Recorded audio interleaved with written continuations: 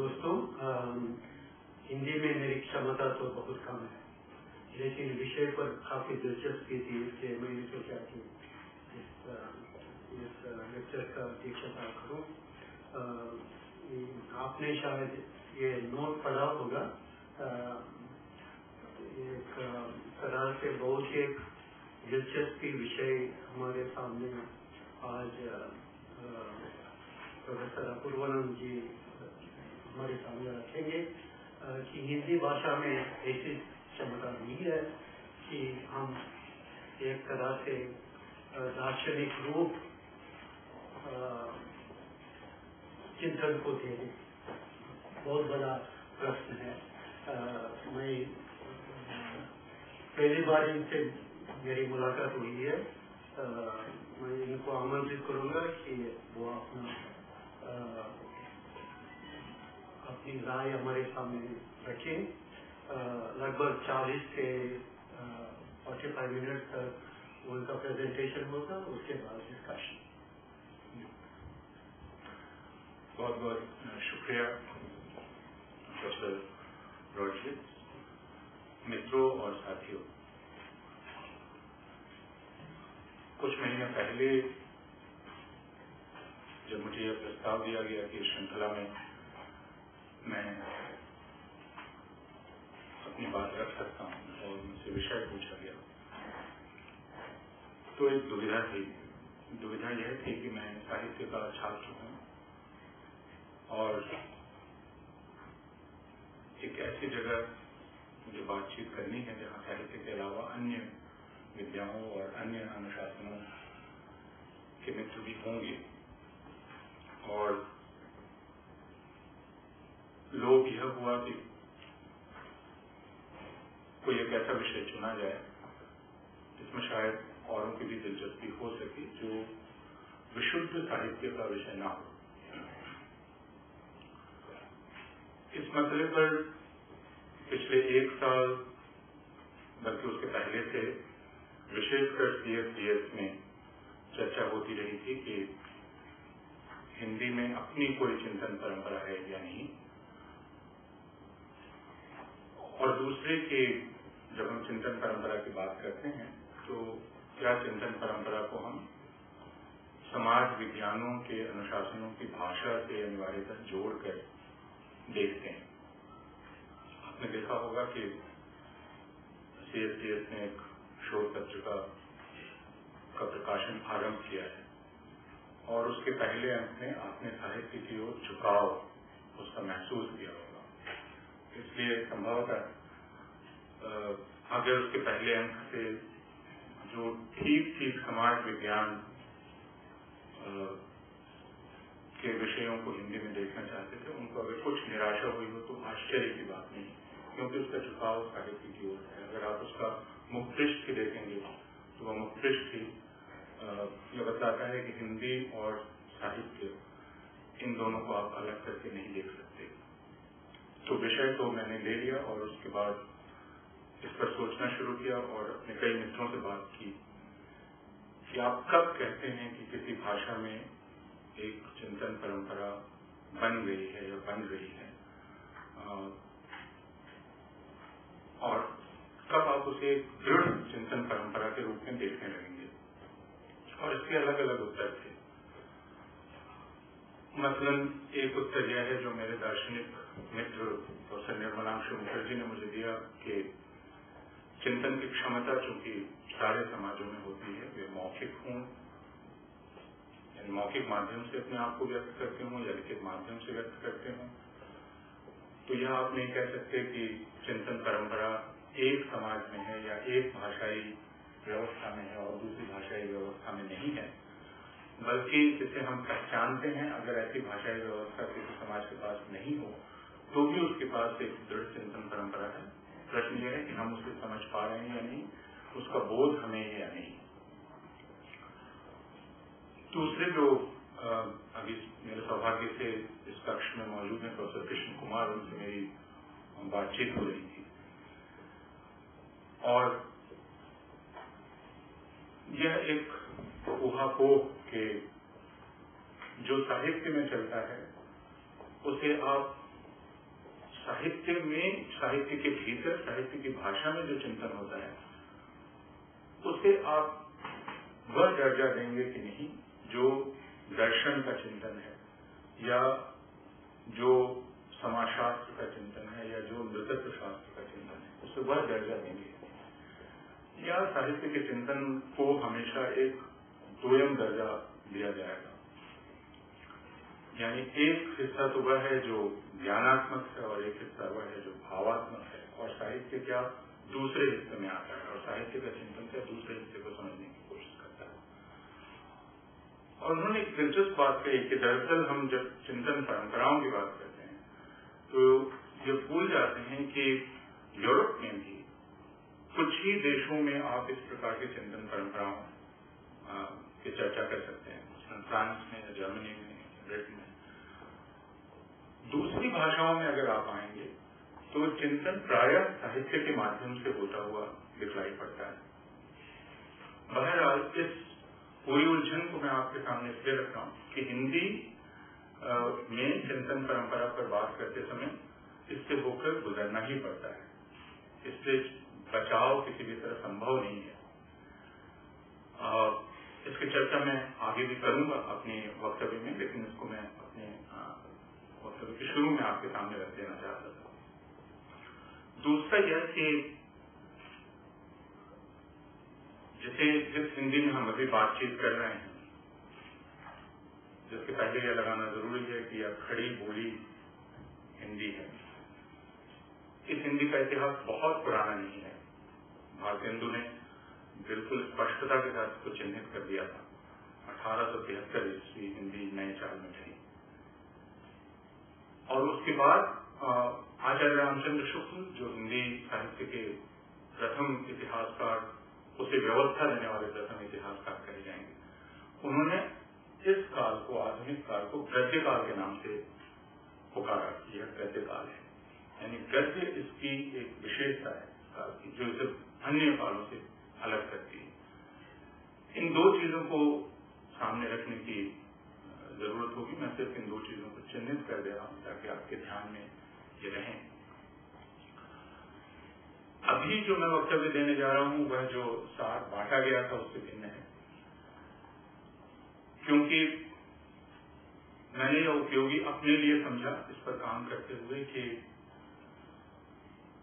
मैं एक सर्वेक्षण सा प्रस्तुत करूं अपने लिए भी और आप लोगों के लिए भी, और इसलिए इसमें उद्धरण बहुलता होगी, यानी उद्धरण काफी आएंगे, क्योंकि मेरी यह समझ है कि जिसे हम चिंतन कहते हैं वह कुछ लोगों के माध्यम से होता है, और बेहतर यह है कि हम उनके विचारों को समझ पाएं कि वो कह क्या रहे हैं, और उससे अगर कोई एक सिलसिला बनता है जो आगे उस भाषाई परंपरा में रूप ग्रहण करता है, तो उस सिलसिले को भी समझने की कोशिश करें। इसलिए जैसा सार आपके बीच वितरित किया होगा उससे बिल्कुल यह भिन्न वक्तव्य है, और इसमें मैंने दो शख्सियतों को लिया है, जिनमें पहले हैं महामहोपाध्याय रामावतार शर्मा,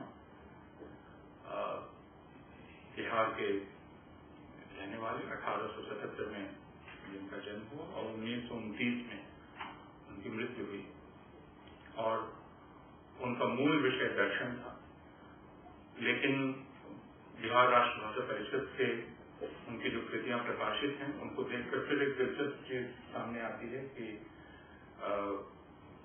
एक गहन दार्शनिक भी जब हिंदी में लिखता है तो वह साहित्यिक हुए बिना नहीं रह सकता है। यानी महामहोपाध्याय रामावतार शर्मा का भी चिंतन प्रायः साहित्य के माध्यम से ही हो रहा है। तो और दूसरी जिस शख्सियत को मैंने लिया है वे हैं रामचंद्र शुक्ल, जिनके नाम से हिंदी साहित्य से परिचित कोई भी व्यक्ति और अच्छी तरह से वाकिफ है।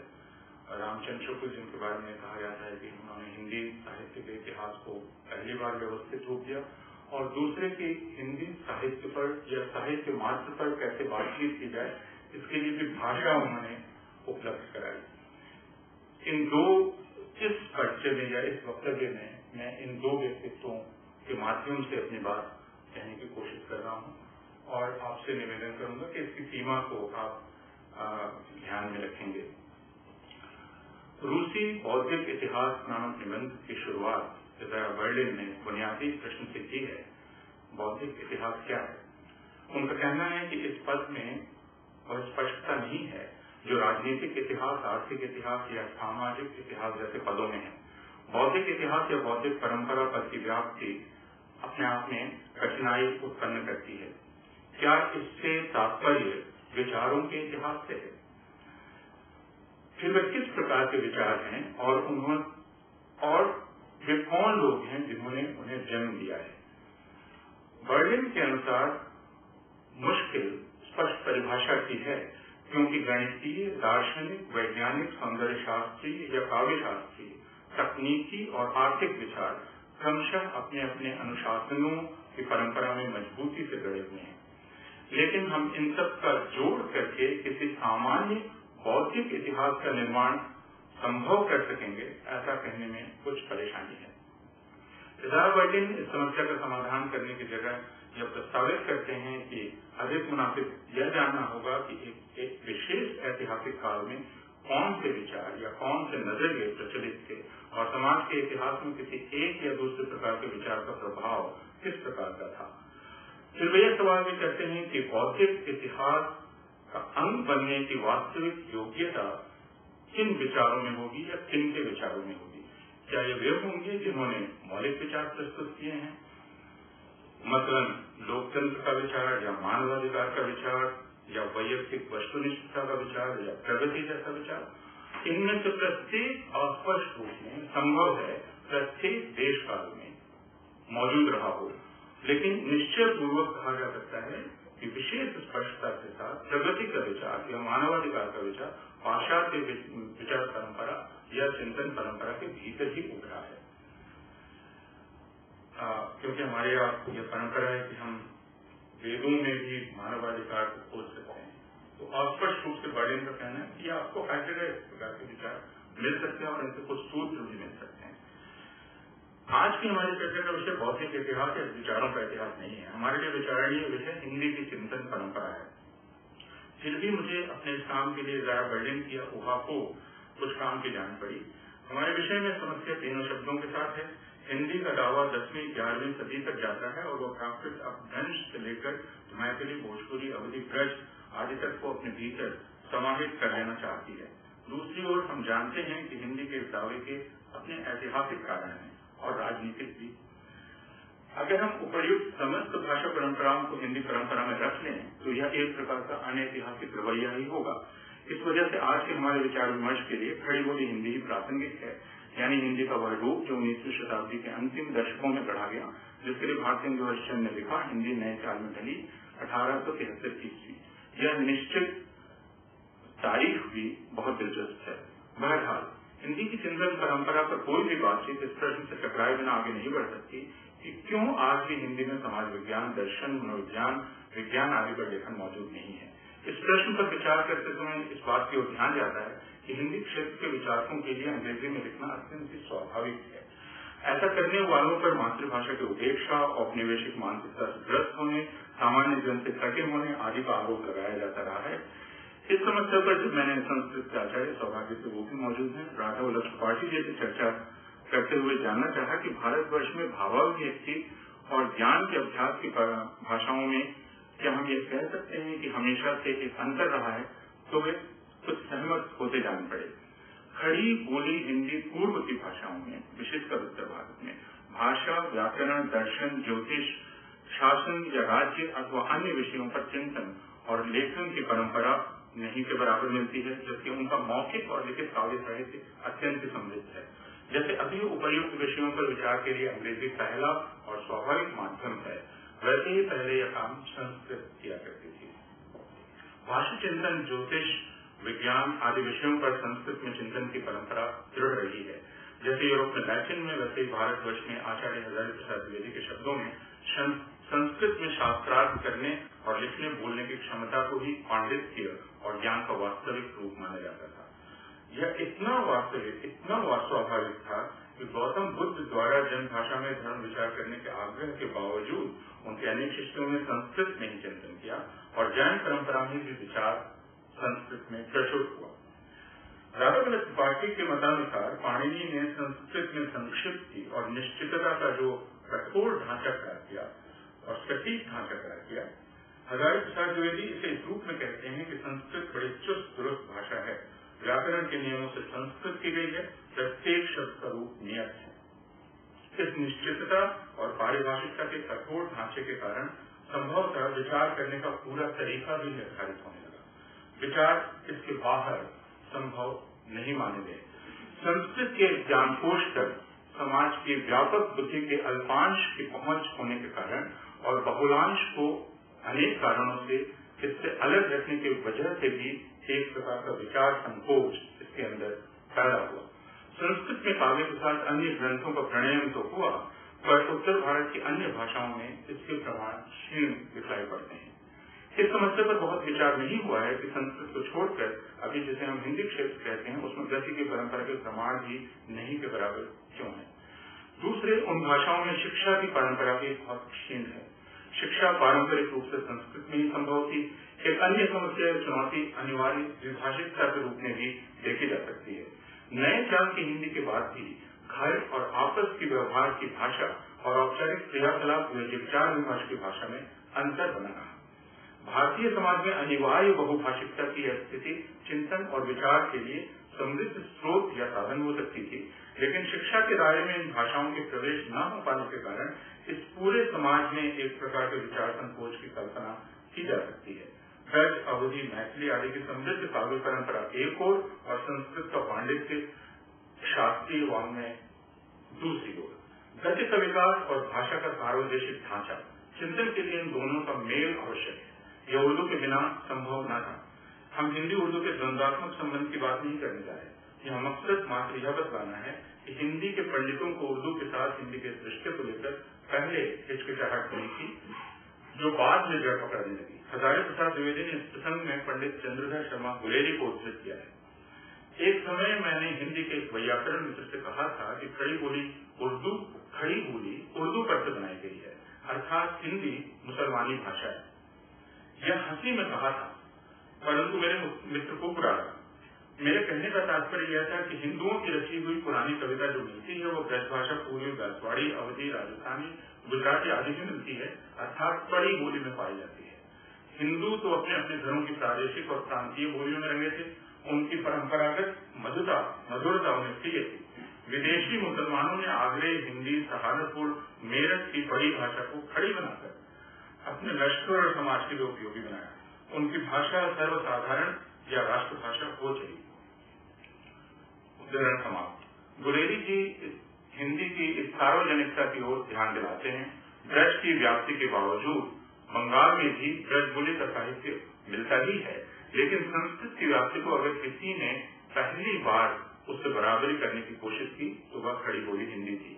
दूसरी, खड़ी बोली हिंदी में ही शताब्दियों पुराना पार्थक्य भी समाप्त हुआ, जो संवेदना और ज्ञान के अलगाव के प्रमाण के रूप में काव्य भाषा और ज्ञान भाषा के बीच चला आता हुआ दिखलाई पड़ता है। इस पर अध्ययन होना विशेष है कि औपनिवेशिक हस्तक्षेप ने पार्थक्य को समाप्त करने में कितना योगदान दिया। ऐतिहासिक तथ्य यही है कि जिसे रामचंद्र शुक्ल हिंदी का गद्यकाल कहते हैं, वो अंग्रेजी हुकूमत के स्थिर हो जाने के साथ शुरू होता है। यह भी दिलचस्प बात है कि जैसे दूसरे इलाकों में वैसे हिंदी भाषी क्षेत्र में भी अंग्रेजी को सहजता से अपना लेने के उदाहरण उपनिवेश काल के आरंभ से ही मिलने लगते हैं। मेरी समझ में घरू भाषा और संस्कृत के समीकरण को आगे घरू भाषा और अंग्रेजी के समीकरण ने अपदस्थ कर दिया। इस प्रकार हिंदी में गद्यकाल उपस्थित होते ही एक और बाधा आ खड़ी हुई। विचार, चिंतन और सिद्धांतीकरण के लिए संस्कृत की जगह अब अंग्रेजी मौजूद थी। हिंदी इस शक्ति संघर्ष में अंग्रेजी की बराबरी नहीं कर सकती थी। भारतेंदु काल में यह बहस शुरू हुई कि क्या कविता और गद्य की भाषाएं एक ही क्षेत्र में भिन्न हो सकती हैं। महावीर प्रसाद द्विवेदी के समय तक इस समस्या का समाधान हो गया दिखलाई पड़ता है। गद्य और काव्य दोनों ही खड़ी बोली में लिखे जाने लगे, लेकिन यह सब कुछ साहित्य के क्षेत्र में हुआ।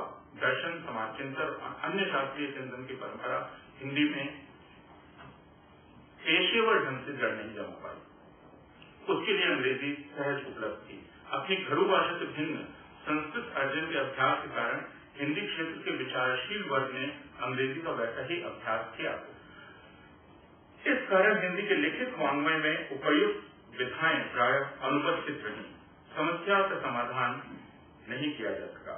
20वीं शताब्दी के तीसरे दशक में हिंदी की उन्नति और विचार शीर्षक अपने निबंध में, जो उनके व्याख्यान का एक लिखित रूप है, महामहोपाध्याय रामावतार शर्मा इस स्थिति को समझने का प्रयास इस प्रकार करते हैं। 25-30 वर्ष पहले तक अंग्रेजी फीट फाट वाले बाबू तथा संस्कृत के प्रचंड पंडित दोनों ही हिंदी भाषा की ओर संकुचित दृष्टि से देखते थे। लैटिन, ग्रीक आदि आकर भाषाओं के प्रेम में विह्वल यूरोप वाले भी अंग्रेजी, फरांसीसी, जर्मन, इटालियन आदि नवीन देश भाषाओं पर पहले ऐसी ही कुदृष्टि रखते थे, पर विज्ञान के विकास के कारण जब पुरोहित और किरानी आदि से उतरकर कृषि बल, शिल्पी, सौदागर आदि में विद्या पसरने लगी और शिक्षा का असली अर्थ और उपयोग लोग समझने लगे, तब समाज के नेताओं की बुद्धि सुधरी और समाज शिक्षा का मुख्य द्वार देश की प्रचलित भाषा ही हो सकती है, यह बात सबको झलकने लगी। शर्मा जी ने लगभग 100 साल पहले जो कल्पना की थी वो अभी भी कल्पना ही है। औपनिवेशिक हस्तक्षेप के कारण संभवतः संस्कृत से देशी भाषाओं में इस व्यापार के संक्रमण को बाधित कर दिया, लेकिन स्वयं संस्कृत में गतिरोध था।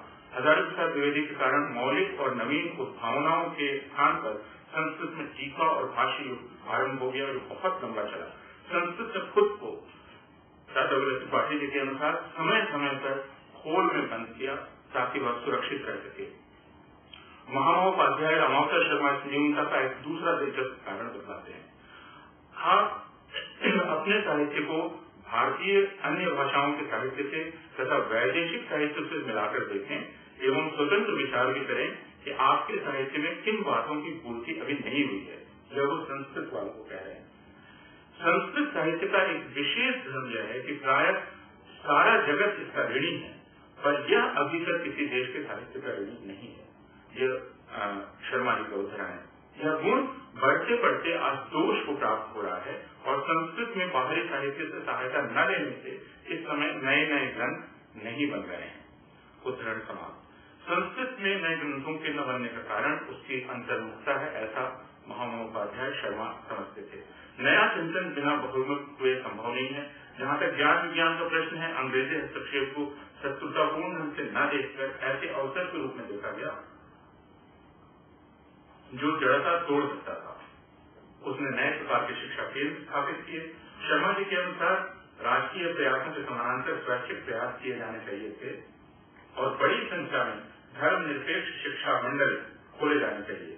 हरिद्वार, लाहौर आदि में ऋषिकुल और धार्मिक कॉलेज आदि की वृद्धि देखकर हर्ष होता है। जब महामहोपाध्याय शर्मा जी को मजहबी और नैतिक समाजों ने अपना कार्य आरंभ कर दिया है। हिंदू विश्वविद्यालय आदि का कार्य भी चल निकला है। आर्य समाजी भाई भी अपने गुरुकुलों का काम उत्साह से चलाए जा रहे हैं, पर अभी तक शुद्ध सरस्वती सेवक किसी समाज में मजहबी और नैतिक भावों से स्वतंत्र होकर भारत में विद्या केंद्र स्थापित नहीं किए। उदाहरण रामावतार शर्मा समाज में नए और मौलिक चिंतन के लिए नए प्रकार के शिक्षा केंद्रों की जरूरत पर बार बार बल देते हैं। इन शिक्षा केंद्रों को वे सांप्रदायिक और नैतिक क्षेत्रों से अलग धर्म क्षेत्र कहकर बुलाते हैं, जहां धनी निर्धन सभी प्रामाणिक वस्तु ज्ञान का, सर्वोपकारी धन का एवं सर्वरक्षक बल का लाभ कर सकेंगे। उदाहरण रामावतार शर्मा ऐसा मानने वाले अकेले व्यक्ति नहीं थे कि समाज में स्तब्ध हो गई विचार क्षमता को जागृत करने के लिए शिक्षा का वह भी जो धर्म संप्रदाय नीति निरपेक्ष हो वातावरण आवश्यक है और आधुनिक प्रकार के शिक्षा केंद्रों के बिना वह संभव नहीं है। शर्मा जी अपने पूर्ववर्ती भारतेंदु हरिश्चंद्र की तरह ही ज्ञान संग्रह को स्वतंत्र और नवीन चिंतन की पूर्व शर्त मानते थे। भारतेंदु ने लोक में प्राप्त ज्ञान के संग्रह पर बल दिया था। शर्मा जी बार बार अनेक प्रकार के विश्वकोशों के निर्माण पर बल देते हैं। वे से विद्या का संगठनांग कहते हैं। ये बहुत दिलचस्प शब्द आविष्कृत किया था उन्होंने कि विद्या का एक अंग होता है संगठनांग। इन कोशों की आवश्यकता इसलिए है उदाहरण कि समग्र चिंतन बिना भाषा निर्वचन, दर्शनों का तारतम्य, ऐतिहासिक अन्वेषण, साहित्य समीक्षा, वैज्ञानिक अनुसंधान, ज्योतिष शैली के संभव नहीं है। उदाहरण समान शर्मा जी विद्या के दो आधार मानते हैं, सिद्ध वांग्मय और साध्य वांग्मय। सिद्ध वांग्मय घना वन है जहाँ मनुष्य के हाथ पड़ने से शोभा बढ़ती नहीं बल्कि घट जाती है। छेड़छाड़ करने से कविता खराब होने लगती है। साध्य वाङ्मय कृत्रिम महल और बागीचा है, मुख्यतया मनुष्य के प्रयत्न से बना है। उसी के प्रयत्न से इसका आयाम बढ़ सकता है और उसी के अनुद्योग से खंडहर उजाड़ वाटिका के रूप में परिणत हो सकता है। उद्धरण समाप्त। यह स्पष्ट है कि सिद्ध वाङ्मय कविता या काव्य है और साध्य वाङ्मय विचार साहित्य है। शर्मा जी के अनुसार चिंतन साध्य वाङ्मय के क्षेत्र का विषय है। उसके साथ ही यह भी ध्यान रखना चाहिए कि उसके लिए उपयुक्त भाषा कौन सी होगी। पुराण तत्व नामक निबंध में शर्मा जी इस पर विचार करते हुए लिखते हैं कि उक्तियां 3 तरह की होती हैं: स्वभावोक्ति, स्वभावोक्ति, रूपकोक्ति और अतिशयोक्ति। वैज्ञानिक बातें स्वभावोक्ति में ही लिखी जा सकती हैं। वैदिक संहिताओं की बातें बहुधा रूपकमयी हैं और पुराणों की बातें अतिशयोक्तिमयी हैं। उनका कहना है, उद्धरण, जो व्यक्ति या जो देश इन कथाओं के अक्षरार्थ में पढ़ते हैं और इन अतिशयोक्तियों का मूलार्थ नहीं सुन या समझ पाते, वे नष्ट हो जाते हैं। अन्य देश इस दशा से निकलते जा रहे हैं, पर भारत अभी तक इस घोर अंधकार में पड़ा है और इन अतिशयोक्तियों को वैज्ञानिक स्वभावोक्ति समझकर मूर्ख ठगे जा रहे हैं। उदाहरण समाप्त। भाषा और चिंतन के संबंध पर पर्याप्त विचार हुआ है। विशेष प्रकार का भाषा अभ्यास हमारी चिंतन पद्धति और चिंतन शैली को प्रभावित करता है, इसलिए अलग से उस पर बात करना शर्मा जी को आवश्यक जान पड़ता है। भाषा से आशय यहाँ मात्र शब्दों और ध्वनियों से बनी हुई व्यवस्था से नहीं है, बात उस पूरी ब्रह्मांडीय चेतना की है जो उस भाषा का निर्माण करती है। शर्मा जी पौराणिक भाषा में सोचने वाले समाज को मंत्रवादी कहते हैं और उनकी 3 अवस्थाओं की कल्पना करते हैं। अक्सर शर्मा जी में 3 का आपको जोर दिखाई पड़ेगा। एक वह उदाहरण, एक वह जिसमें लोग बिना बोले मन से मंत्र के अर्थ का ख्याल कर तदनुसार अनुष्ठान कर बड़े बड़े कार्यों में सफल होते थे। यह अवस्था वर्णन श्रुति स्मृतियों में है।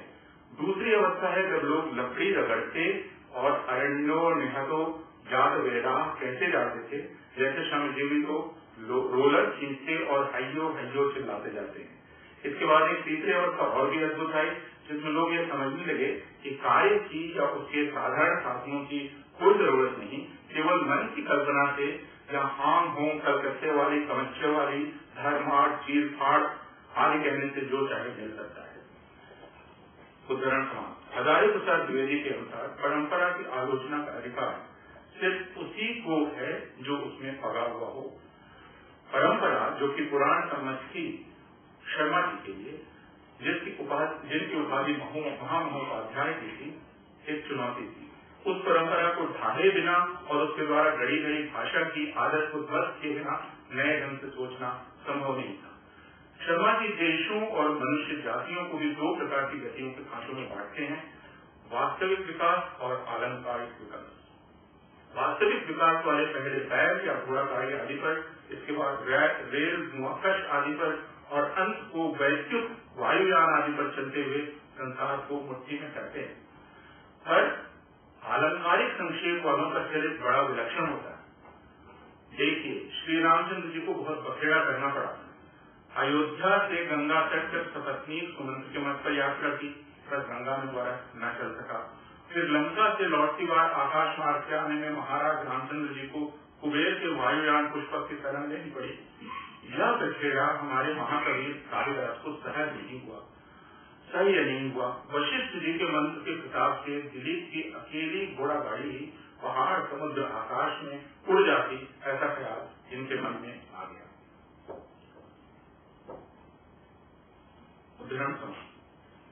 रामावतार शर्मा इस अर्थ में अपनी पीढ़ी के मनीषियों में विलक्षण थे कि धार्मिक पद्धति से विचार करने का उनको उन्होंने पूरी तरह से अस्वीकार किया। शाश्वत धर्म प्रश्नोत्तरावली इस लिहाज से द्रष्टव्य है। इसके कुछ प्रश्नोत्तरों को देखिए। प्रश्न: सनातन धर्म के अनुसार कौन कौन प्रमाण है? शर्मा जी का उत्तर है प्रत्यक्ष, अनुमान तथा शब्द, ये 3 प्रमाण है। कैसी बात संदिग्ध होती है? केवल वही बात जो प्रत्यक्ष तथा अनुमान से जाने जा सके तब तक संदिग्ध है जब तक उसका ठीक रीति से प्रत्यक्ष अथवा अनुमान न किया गया हो। ऐसी बात को अवश्य ही सत्य मानना चाहिए जिसका पक्का प्रत्यक्ष हो चुका हो अथवा पक्का अनुमान हो चुका हो, वह बात अवश्य ही ठीक है। प्रत्यक्ष और अनुमान का प्रश्न शर्मा जी के लिए दूसरे स्थलों पर भी बहस का विषय बना रहा। पौरस्त्य और पाश्चात्य दर्शन में वे 6 आस्तिक और 6 नास्तिक दर्शनों का उल्लेख करते हैं। उनके अनुसार जो वस्तु है उसको स्वीकार करने वाले आस्तिक हैं और जो वस्तु है उसको अस्वीकार करने वाले नास्तिक हैं। जो वस्तु है उसे स्वीकार करने वाले आस्तिक हैं। वे सारवाक मत की इसलिए आलोचना करते हैं कि उनके लिए केवल प्रत्यक्ष प्रमाण है। उदाहरण, वे स्त्री सुख आदि को स्वर्ग और कांटा आदि लगने के दुख को नरक मानते हैं। इनके अनुसार अनुमान से परलोक आत्मा आदि की सिद्धि होगी, लेकिन शर्मा जी चारवाकों को प्रत्यक्ष प्रत्यक्षाय प्रमाणवादी कहते हुए उनकी आलोचना करते हैं। उनका कहना है कि तर्क और विचार के लिए अनुमान अनिवार्य है। अगर अनुमान प्रमाण प्रस्तुत नहीं करता तो हर समय प्रमाण के लिए प्रत्यक्ष की आवश्यकता होगी। शर्मा जी पूछते हैं, जैसे सब जगह आग और सब जगह धुआं न देखने से वे कहते हैं कि धुएं से अग्नि का अनुमान ठीक नहीं, वैसे ही सब लोगों के अनुमानों का ज्ञान तो चारवाकों को है ही नहीं, फिर वे कैसे कह सकते हैं कि अनुमान प्रमाण नहीं। प्रत्यक्षवाद को अस्वीकार करने का कारण पाश्चात्य विज्ञान से संपर्क ही है। इस कारण वे आध्यात्मिकता को भी इस तरह परिभाषित करना चाहते हैं, केवल सत्य में प्रीति और उसका अनुसंधान तथा सभी प्रकार के झूठ से पक्की घृणा, विशेषकर पाखंड अर्थात पवित्र नाम में जो झूठी बात हो उससे। उदाहरण समान चेतन और अचेतन के बीच अंतर पूछने पर उनका उत्तर है, जो बहुतेरे उपायों में से एक चुन लेता है वह चेतन है और जिसे केवल एक ही निर्दिष्ट साधन है वह अचेतन है। शाश्वत धर्म प्रश्नोत्तरावली के एक अन्य प्रश्न के उत्तर में यह मानने से इनकार करते हैं कि कोई भी वस्तु रूप और गुण से रहित है। रामावतार शर्मा अपने समय के अन्य विद्वानों की तरह ही संस्कृत के पंडित और अंग्रेजी में निष्णात थे। 60 वर्ष के काम की अपनी उम्र में उन्होंने ज्योतिर्विद्या, भूगोल विद्या, भूगर्भ विद्या निबंधों के साथ हिंदी का नया व्याकरण लिखा और विश्वकोश बनाने की ओर प्रवृत्त हुए। असामयिक निधन के कारण वे इसे पूरा न कर सके, लेकिन उनके निबंधों और संस्कृत तथा अंग्रेजी के ग्रंथों में एक ही चिंता व्याप्त है, हिंदी पढ़ने वालों को तार्किक ढंग से सोचने की ओर प्रवृत्त करना। वे विशेषकर भाषा के व्यवहार और शब्दों के असंगत प्रयोग को लेकर पाठक को सावधान करना चाहते हैं। वे लिखते हैं, शब्दों का अर्थ जाना हो तो अर्थ के स्मरण से क्रोध आदि होते हैं। नींबू शब्द सुनने से अर्थ का ख्याल कर जीभ में पानी आता है। जोर से चिल्लाओ तो लड़का जल जाता है, पर इन बातों को मंत्र शक्ति नहीं कहते।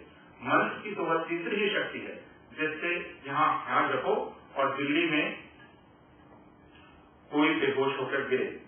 इसी शब्द शक्ति और इसी प्रकार की बेढंगी भावना शक्ति का परमार्थ मूलोच्छेद करता है। रामावतार शर्मा जाहिर है कोई मौलिक उद्भावना नहीं कर रहे थे।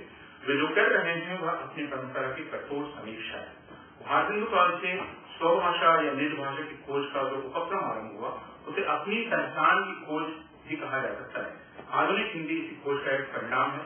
इस दौर के बौद्धिकों में अपने औपनिवेशिक स्थिति की चेतना न हो ऐसा नहीं था, लेकिन उनके अस्तित्व को परिभाषित करने का यह पहला और अंतिम संदर्भ भी नहीं था। इस दौर को हिंदी जागरण के नाम से पुकारा गया है। नामवर सिंह इसे प्राथमिकता सांस्कृतिक कहते हैं। उनके अनुसार इस प्रक्रिया में अपनी प्राचीन सांस्कृतिक विरासत को बचाए रखने के साथ संग्रह ख्याल की दृष्टि से उसकी निर्मम समीक्षा पर विशेष ध्यान दिया गया है। फिर तो वेद, पुराण, धर्मशास्त्र से लेकर संतों और भक्तों आदि तक को इस समीक्षा की प्रक्रिया से गुजरना पड़ा है। आत्म समीक्षा जिसमें पीड़ादायक है उतनी ही जटिल थी। उदाहरण समाप्त। हिंदी की चिंतन प्रक्रिया, विचार प्रक्रिया को इस तरह आत्म समीक्षा की जटिल प्रक्रिया भी कह सकते हैं। इस दौर के सभी बड़े विचारक ब्राह्मण या उच्च जाति से संबद्ध हैं या ब्राह्मणीय जातियों के नजदीक है। इसकी तीखी चेतना उनके लेखन में दिखाई पड़ती है। इसलिए बारंबार ब्राह्मणत्व को नए सिरे से परिभाषित करने का प्रयास भी इनके यहाँ दिखाई पड़ता है। बिना इस पद का प्रयोग किए इसका एहसास उनमें है कि वे दरअसल एक विशेष सांस्कृतिक पूंजी के उत्तराधिकारी हैं जिससे समाज के बहुलांश को वंचित किया गया है। हजारी प्रसाद द्विवेदी तो इस बात को बार बार व्यक्त भी करते हैं, बल्कि वे कहते हैं कि भारतीय संस्कृति का प्रासाद वंचितों के खून में उसकी नींव, उस प्रासाद की नींव ढकी गई। इस बात को हमेशा ध्यान रखा जाना चाहिए। यह एहसास उनके ऊपर एक जिम्मेदारी भी डालता है और 2 स्तरों पर पूरी की जाने वाली है। एक, द्विज जातियों को अपनी जन्मगत उच्चता के अहंकार से मुक्त कराने की, और दूसरी, गैर द्विज जातियों को उनके ही न्यूनताभूत से आजाद कर कर्ता की भूमिका की ओर प्रेरित करने की।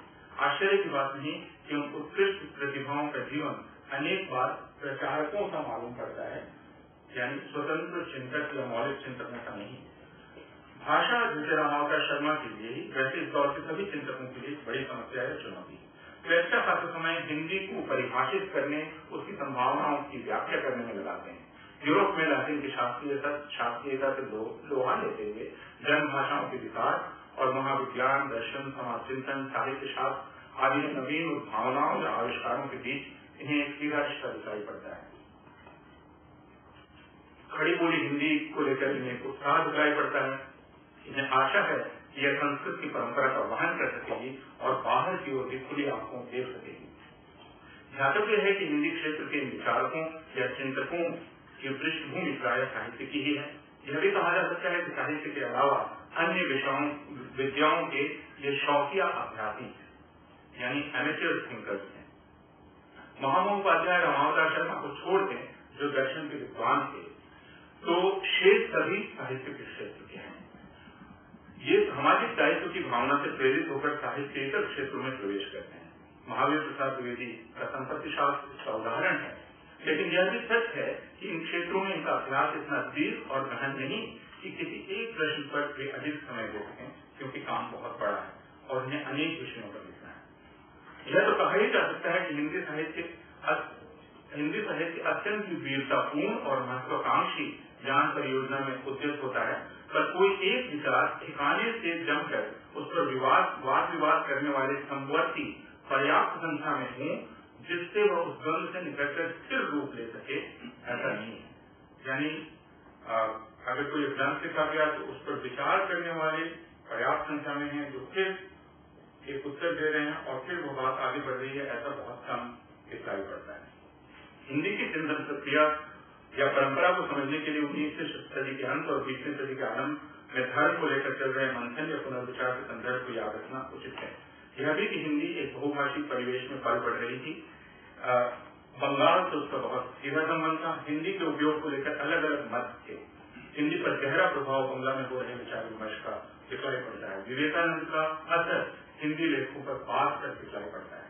दूसरी उपस्थिति रविन्द्रनाथ ठाकुर की है, जिनसे 20वीं सदी के चौथे दशक तक हिंदी के लेखक टकराते और जूझते रहते हैं।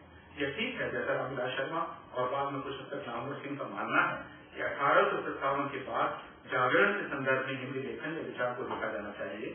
साथ ही इस बात पर भी ध्यान जाता है कि औपनिवेशिक परिस्थिति का एहसास इस पूरे चिंतन को परिभाषित नहीं करता, बल्कि इसका बहुलांश औपनिवेशिकता से मुक्ति के राष्ट्रवादी उपक्रम का अंग भी नहीं है। नए पर और उन्नति पर इस विचार क्रम में जोर बहुत ज्यादा है। अतीत और परंपरा के संकुचित दायरे से निकलने की उत्कृष्ट इच्छा भी है। आश्चर्य नहीं कि भारतेंदु से लेकर रामावतार शर्मा तक इस यात्रा पर बहुत जोर देते हैं। रामावतार शर्मा तो संस्कृत वालों को डार्विन की तरह यात्रा पर निकल जाने की चुनौती देते हैं। क्या आप डार्विन की तरह यात्रा कर सकते हैं और क्या आप उनकी तरह के ग्रंथ बना सकते हैं? रामावतार शर्मा जहाँ प्रत्यक्ष, अनुमान, प्रमाण आदि पदों के सहारे एक तार्किक भाषा करने की कोशिश कर रहे हैं, इसलिए मैं उन्हें तर्क के विचारक के रूप में देखे और पढ़े जाने का प्रस्ताव करता हूँ। उनके साथ हिंदी के एक दूसरे विचारक रामचंद्र शुक्ल मनुष्य और उसके लोक को संवेदन युक्त संरचना के रूप में समझने की कोशिश दिखाई पड़ते हैं। दूसरे शब्दों में वे मनुष्य को प्रथमता एक रागात्मक इकाई की तरह परिभाषित करने का प्रयास करते हैं। मनुष्य के राग पक्ष पर रामचंद्र शुक्ल के जोर की व्याख्या क्या तत्कालीन सांस्कृतिक संदर्भ में की जा सकती है? आचार्य शुक्ल जिस समय विचार कर रहे थे वह गांधी का समय था। बाद में जवाहरलाल नेहरू ने गांधी से उनकी परवर्ती पीढ़ी के रिश्ते के बारे में लिखा कि हम सब गांधी युग की संतान हैं। वैचारिक स्तर पर रविन्द्रनाथ ठाकुर गांधी को अनेक स्थलों पर चुनौती देते मालूम पड़ते हैं। गांधी का उद्देश्य औपनिवेशिक शासन को भारत से उखाड़ फेंकना है और पाश्चात्य सभ्यता को चुनौती देना है। रवि ठाकुर का प्रस्थान बिंदु यह नहीं है। गांधी को अपनी परियोजना के लिए एक संघर्षशील मनुष्य भी चाहिए। यह एक आदर्शोन्मुखी एकाग्र चित्त मनुष्य होगा। इस मनुष्य की गांधी की कल्पना न तो रविन्द्रनाथ ठाकुर के लिए आकर्षक है, न रामचंद्र शुक्ल के लिए। गांधी एक उपयोगिता वाली दृष्टि से प्रायः मनुष्य को देखते हैं। ब्रह्मचर्य और इंद्रिय निग्रह उनके संप्रदाय में प्रवेश करने के लिए अनिवार्य है। उनके आश्रमों में अंतेवासियों के लिए इन शर्तों के साथ स्वाद का अनिवार्य अभ्यास होना चाहिए, यानी आप स्वाद से भ्रष्ट न हो। शरीर मात्र श्रम और उत्पादन का एक साधन है, वह रागपूर्ण इकाई नहीं है, बल्कि उसे यत्नपूर्वक रागात्मकता से खाली कर दिया जाना है। इसलिए गांधी के यहाँ यौन आनंद भी वर्जित है जब तक वह संतान उत्पत्ति न दे रहा हो। उपनिवेशवाद विरोधी संघर्ष के लिए सामग्री के रूप में गांधी का मनुष्य संभवतः उपयोगी और कारगर है। हालांकि चलताऊ ढंग से यह भी कह सकते हैं कि भारत की जनता ने गांधी का भी अपने हिसाब से उपयोग कर लिया और उनके बाकी उपदेशों को जरूरत से ज्यादा गंभीरता से नहीं लिया। रामचंद्र शुक्ल गांधी की इस परियोजना से सहमत नहीं है। भाव या मनोविकास शीर्षक अपने निबंध में वे पहला ही वाक्य लिखते हैं, अनुभूति के द्वंद्व से ही प्राणी के जीवन का आरंभ होता है। उच्च प्राणी मनुष्य भी केवल एक जोड़ी अनुभूति लेकर इस संसार में आता है। उदाहरण समाप्त। मनोविकारों का विकास नामक निबंध में वे लिखते हैं, मूल तत्व की दोरंगी झलक का नाम व्यक्तावस्था है। मनुष्य के छोटे से हृदय में पहले दुख और आनंद भर के लिए जगह रहती है। इन्हीं दोनों मनोवेगों से क्रमशः दूसरे मनोवेगों की उत्पत्ति और विकास होता है। मनोविकास शुक्ल जी के लिए गांधी जी के नकारात्मक नहीं है।